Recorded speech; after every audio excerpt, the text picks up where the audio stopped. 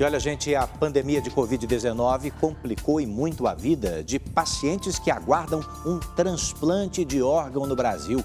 Muitas cirurgias acabaram suspensas por causa das UTIs lotadas. Também houve uma queda grande do número de doadores, sem falar da demora no resultado dos exames para o coronavírus, que tem provocado a perda de órgãos. Um paciente no quarto do hospital em tempos de coronavírus. E feliz por estar aqui.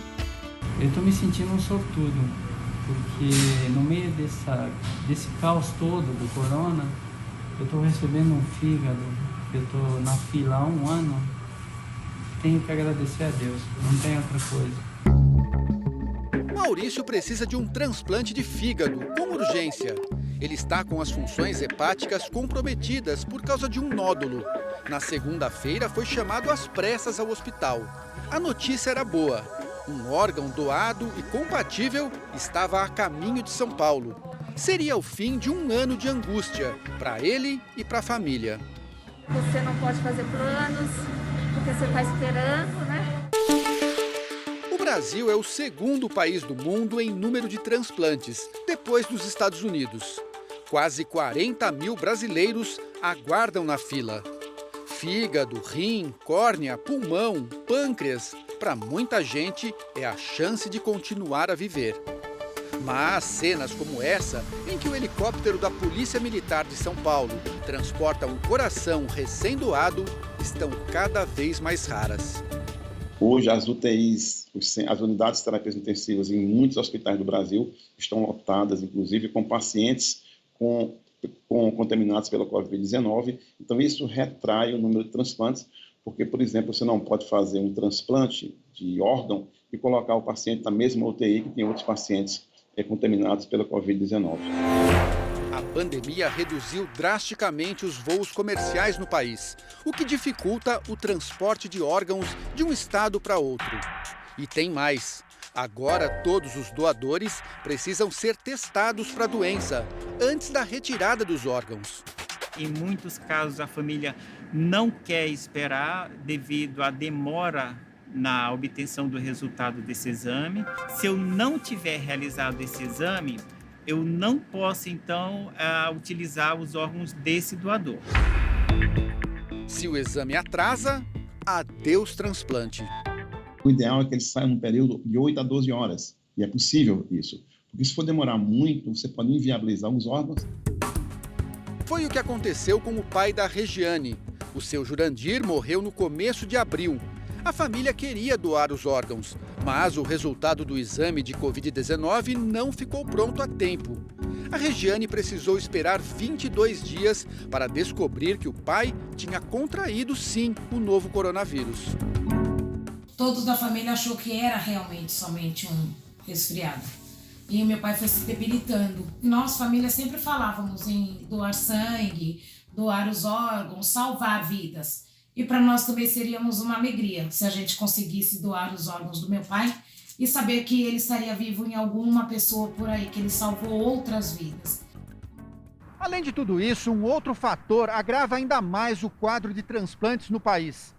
A captação de órgãos diminuiu. Parte das doações tem origem em mortes por acidentes de trânsito. E desde o início do isolamento, com menos carros nas ruas, houve uma queda no número de mortes. No estado de São Paulo, as mortes em acidentes com carros caíram 44%, com moto 22%, de pedestres e ciclistas 12%. Boa notícia por um lado, mas por outro, essa nova realidade fez com que o número de transplantes desabasse nos últimos 3 meses. Em janeiro foram 876. Em abril, caíram para menos da metade, 405. Os transplantes de todos os órgãos tiveram redução. Marcelo aguarda por um pulmão. Sem vida normal tem 7 anos já, cara. Ele tem 21 anos, cresceu na roça com a família, no interior do Tocantins. Na adolescência, descobriu que tinha fibrose pulmonar, causada por um fungo chamado paracoco, presente no solo das plantações. Tudo leva a crer que foi na fazenda, né? Porque meus pais são lavradores, né? E ele é um fungo típico da área rural mesmo. A doença foi mal curada e comprometeu os 2 pulmões. Marcelo agora precisa de um cilindro de oxigênio 24 horas por dia. Há um mês, o jovem está em São José do Rio Preto, interior paulista, à espera do transplante. Sob cuidados dos médicos, faz fisioterapia e outros preparativos para a operação, mas ainda não tem um doador. A gente sabe que a pessoa, quando tem fibrose, assim, não é uma coisa que tem tanto tempo, né? De qualquer jeito, é uma corrida contra o tempo. Ansiedade e frustração também são os sentimentos vividos pela Priscila, portadora de uma doença autoimune. Ela aguarda um transplante de rim. Mexe muito com o emocional, então a gente fica chateada, a gente fica preocupada, porque assim, não tem uma data prevista.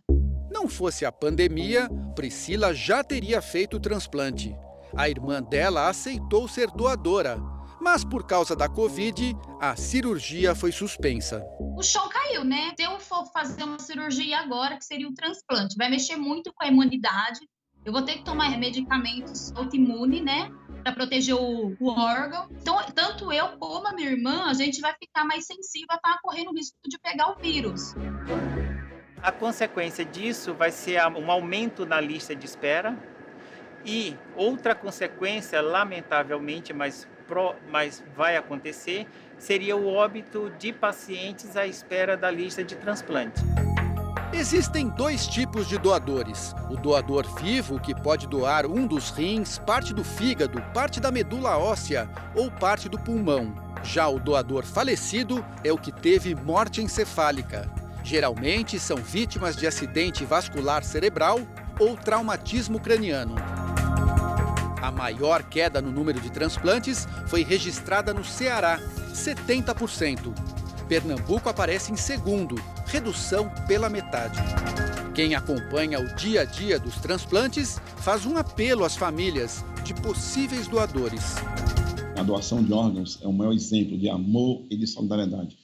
Nós pedimos às famílias que têm entes queridos com morte cerebral, que são doadores em potenciais, que eles tenham um pouquinho de paciência, que esperem esse resultado do coronavírus, para que muitas pessoas possam ser salvas, principalmente nesse período agora da redução da doação de órgãos. O Maurício, que mostramos no começo da reportagem, recebeu o transplante de fígado esta semana, mas ainda não tem previsão de alta. Já o Marcelo, que aguarda pelo transplante de pulmão, deixa um recado importante. Queria também pedir para a galera aí dizer sim a doação de órgão, viu? Porque é seguro e dá continuidade à vida de outra pessoa que precisa, como eu. Para ver a íntegra da entrevista com o presidente da Associação Brasileira de Transplantes de Órgãos, acesse o nosso canal. É só mirar a câmera do celular aqui no QR Code, que está no canto da tela, ou acessar r7.com/canal Domingo Espetacular.